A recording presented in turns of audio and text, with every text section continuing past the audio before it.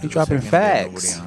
Facts, straight facts. I know gurus are like about enlightenment and like good energy and love, but I will put my foot on someone's neck, and I've mastered that in school. So if I could do it, you could do it. I think the guru who was speaking was he definitely beat around the bush, but I feel like ultimately if you are someone of color. Hey, you ready for the video? Yes. Let's do it.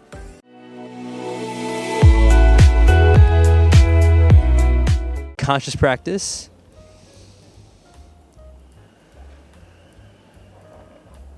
What's conscious? This is Vish and Lee. And today we'll be responding to Sadhguru's video on Does skin color impact spiritual growth? My name is Vish. I'm an aspiring yogi, love all things wisdom, meditation, yoga based. Super grateful to have Lee on the show. Want to introduce yourself? Yes, my name is Lee. I am a pharmacy student at UT and I love medicine. With that, let's get into the video. So, does skin color impact my spirituality? As I said, that is a very racist question. The idea is to be always conscious that your physical self is just an outcrop of the land that you walk upon. Your mind is. So the important thing is your body and your mind should not become an impediment.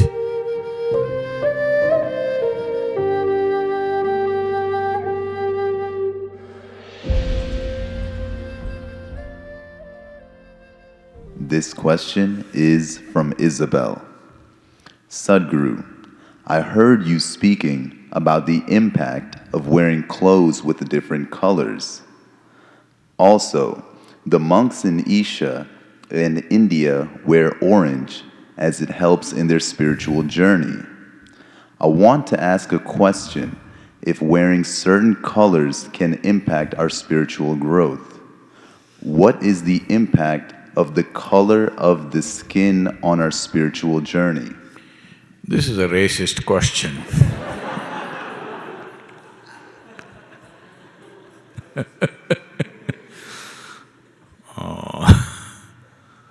Well, the monks in India don't wear orange clothes. They largely color their clothes with the soil, with red earth, because we want to exist here as understanding always, existentially understanding, experientially understanding that what my body is just an outcrop. So there is a tradition in India of going and meditating near anthills. In this part of the world, I have not seen anthills growing like this. Do you have? I have not seen any in this region. But in southern India, everywhere in the country, generally in the tropical country, the anthills grow like that, and people believe, or for a long time believed that this is a snake house. Because snakes go inside in search of some protein, because the termites are super rich in protein. Because this whole thing that they build, they are mixing with their saliva, which is a very high-quality protein, very, very high-quality protein. They're mixing with the soil and they're building it that it withstands any kinds of monsoon, any kind of weather. Architecturally, it's fantastic. And in a way, our buildings are also in the Isha Yoga Center in India designed like a termite hill. I learnt engineering from them because I did go into the termite hills for various reasons myself. But it is said, some of the tunnels going up to 700 kilometers, a termite can locate water 700 kilometers away and go there, digging up a tunnel.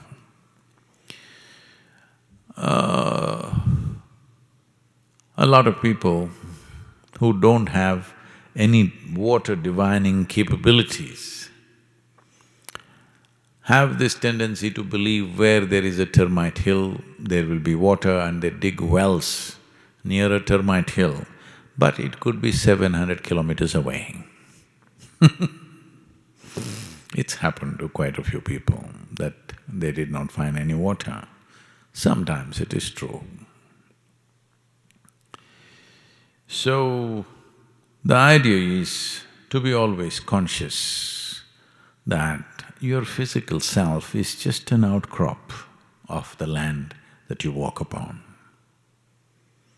That's not of great significance. Keeping it well is important.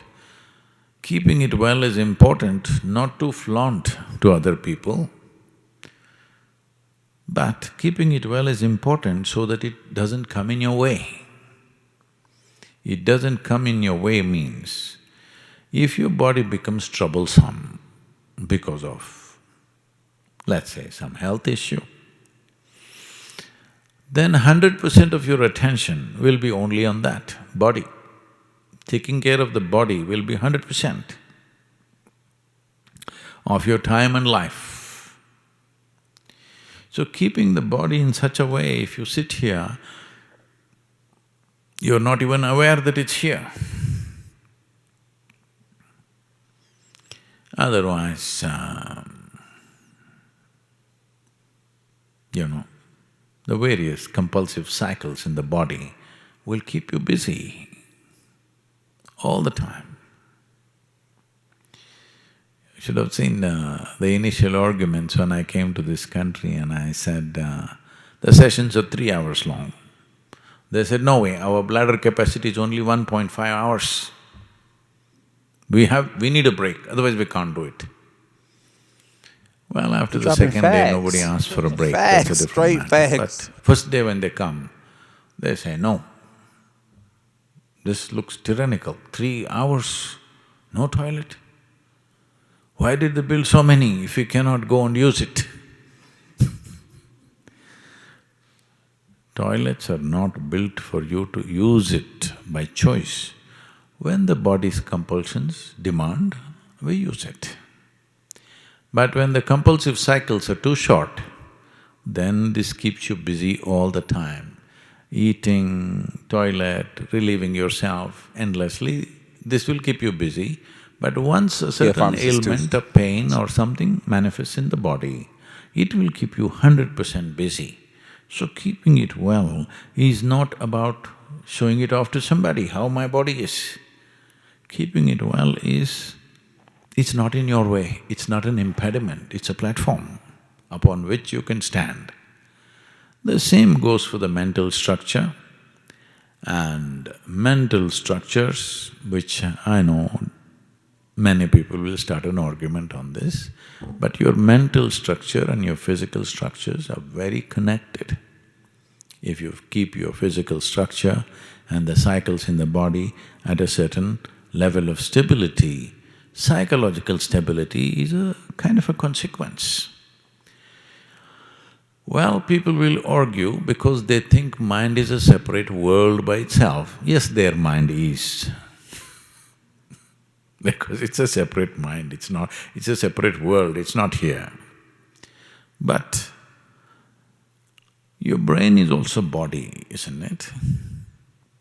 And today if you have psychological problems, you don't inject something into your head, you put a pill in your stomach and it works. So obviously, physiological stability, the chemical stability in the body is vital for how your mind is. So the important thing is your body and your mind should not become an impediment. You're not gonna make it. Especially for one who is focused on something beyond that. He doesn't want his body to come in the way. So sannyasis are wearing clothes which are washed in soil because the best way to make the body stable is to be connected to the earth.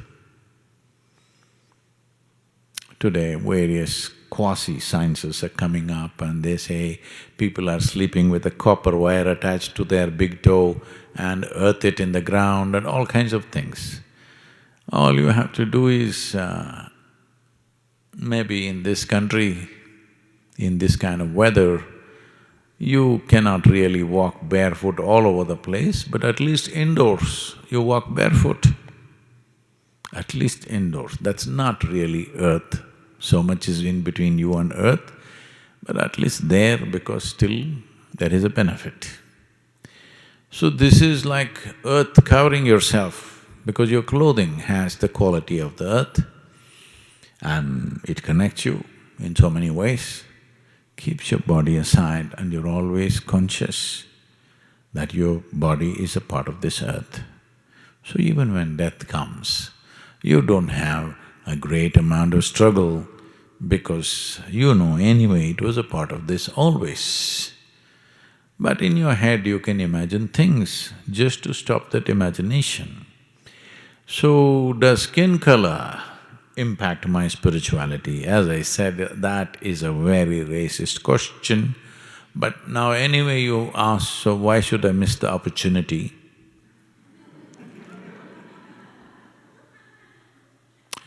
This is the best skin color. If you want to be spiritual, you must burn yourself to this. Where's my SOS? Otherwise you're not going to make it.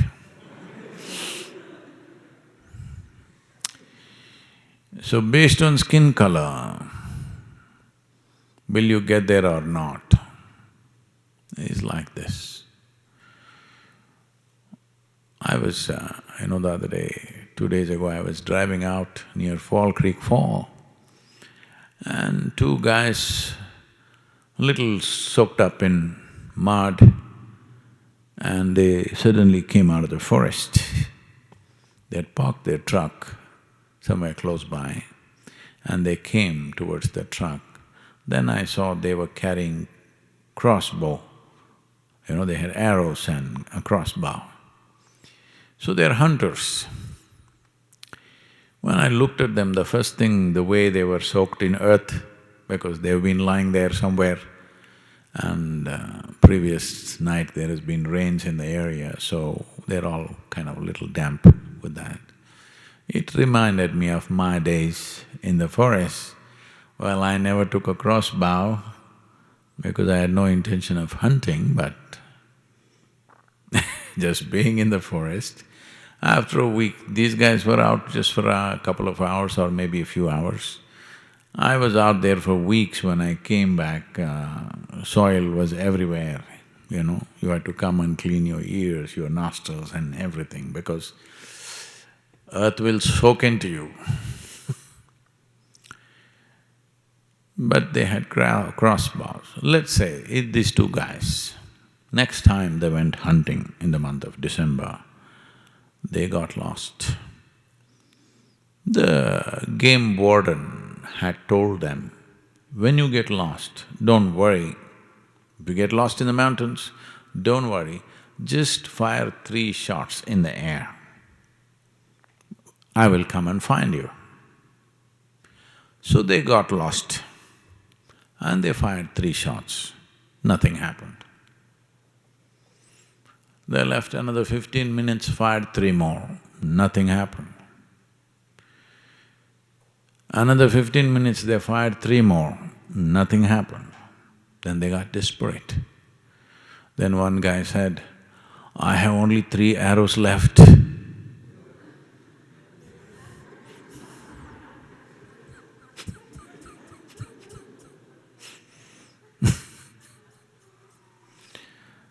So, if you're looking at your skin color and thinking whether you will get enlightened or not,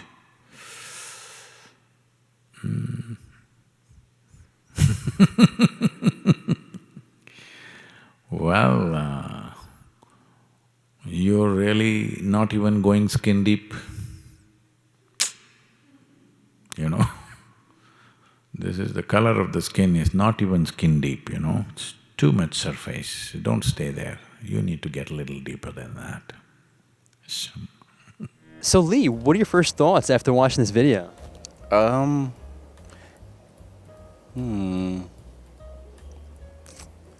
So for me, I'm all about enlightenment. Like, I love wisdom. I love any type of information that can be given mentally. So I automatically thought he was an intelligent being, somewhat of a sapiosexual. If you guys don't know what that term is, it's someone who is attracted to someone of intellect, and they are able to share and teach you information that'll propel you forward in life. And so I just thought he was all around, well-rounded gentleman. Well, I appreciate you sharing that. And with regards to the question, which was about the skin color affects spiritual growth, what did you feel about his answer on that kind of question? He definitely beat around the bush, but I feel like ultimately if you are someone of color, then you really understand that it was pretty much, it's a landmine question. You don't ask someone who's ethical, someone of color, is that a barrier? We have all kinds of barriers, so it's like, it's rhetorical for us. We know what the deal is, but I guess someone on the outside looking in wouldn't know. But it's not their story to know. Like, it's not an answer. It's not a question that should be brought up. It's just more about just existing in this world and understanding, there are different races in life, different ethnicities, but that's what makes us who we are, not our skin color, just what's inside, right? So, absolutely. Yeah. I appreciate you sharing that. I think just to share some context here with, I guess, why this question was even asked him, he actually made another video where, and this is where I think it's, at least the approach I take with this, and you said you mentioned a pharmacy student, right? So I'm guessing you have a lot of scientific background. Is that correct? Yes, I do, actually. Perfect. So I always take this approach with a lot of these questions on especially the deeper questions of life, which is I don't like to immediately believe in stuff, but I also don't like to immediately disbelieve in stuff, right? I try to keep an open mind, left or right, just open-minded is a key. So he actually made a video specifically talking about how wearing the color black apparently is not the optimal for your system, actually. And the whole idea behind that is because when you wear black, as we know scientifically, with what I know little, not too much, but it does absorb all colors, right? And as a result, it helps keep warm and so on. But apparently with the spiritual side of this, you actually don't just absorb colors, you're actually also absorbing energy. And so because you're wearing black, it's not optimal because whenever you're going and meeting, let's say, people of different energies who aren't, let's say, the best of energies, and they've been through stuff, whatever it might be, when you're wearing black, you're kind of soaking it in a bit extra. What are your thoughts on that kind of take with that clothing? Open thoughts here. Okay. So you're absolutely right about that, right? Like, colors do attract things, depending on what color, and black is a color or a neutral color that absorbs energy, and that energy is actually radiation. So a lot of times when we sit out in the sun, we notice that we're more hotter if we have a black piece of attire on, and that is because it's absorbing all the colors on the spectrum of the light, whereas if you had a green shirt on or a red shirt on, it's just only absorbing that red, or it's absorbing all colors and then it's bouncing back red. Yeah. So essentially when you have absorption of all energies and stuff, like, it can come in any form. So more than just heat, right, in this case? Yes, more than heat. So it's energy, and honestly, it depends on who's around you. Like, you surround yourself around good people, you get that good vibe, you absorb good spectrums of energy. So I love that you said that, because so it's funny, because in that video, he's actually wearing black himself, and you might take it as an ironic thing, right? But the key there, according to him, is that he was doing this video in like this very sacred, like holy place, and the whole idea is similar to what you were saying. When you're in these like kind of holy, let's say, good vibe places, that's where you'd want to wear black, because then you want to absorb that good energy, right? Whereas he doesn't recommend it if, let's say, you're in New York City, because there's so many people around you and all sorts of energies, right? So in a place like that, you want to be a bit careful. So anyways, tying that to this video, I think people were curious, like, oh, because he said you shouldn't wear black, is having darker skin going to be affecting this too? And that's where he, I guess in a way you're right, he did give some stories and wasn't too direct with the answer. But at the same time, I think the key takeaway that I felt was he essentially said, and wanted to emphasize how silly of a question it is, because it shouldn't matter, I think, is his point. And that the skin color itself is a very thin, it's not even a skin deep thing, it's actually a very surface level thing. If you want to go deeper into life, you want to go deeper than that, not just stay at the surface. So any quick takes here on that? I think the guru who was speaking was very intellectual. He was years beyond his time. I often think of myself as that way, but then you have people with bad energy, right? They come around and try to like knock you down. This is all I want to say for that. And I know gurus are like about enlightenment and like good energy and love, but I will put my foot on someone's neck. So if you have someone like this saying you can't do something, keep your foot on their neck so they can't speak, right? And then if they feel like being nice to you, then you let your foot up off their neck. And it's metaphorical for you don't care about what anyone has to say. Like, they can be in the room and you're not affected by their energy. Like, you can put a force field on, you know, like literally not acknowledging that, like whether it's good energy or bad energy, you don't have to absorb that by just not paying attention to it. And I've mastered that in school. So if I could do it, you could do it. Great perspective here. In fact, he actually says a very similar thing, which is we tend to so often, whether it's good or bad, blame the external for the way we feel on the inside. But he says we should be ultimately, at the end, having complete control, or not even control per se, but just have complete power over our inner states and not let it be affected by anyone on the outside. So thank you so much for sharing perspective here, Lee. You did great. And with that, make it a great day. Take this joyful and stay conscious.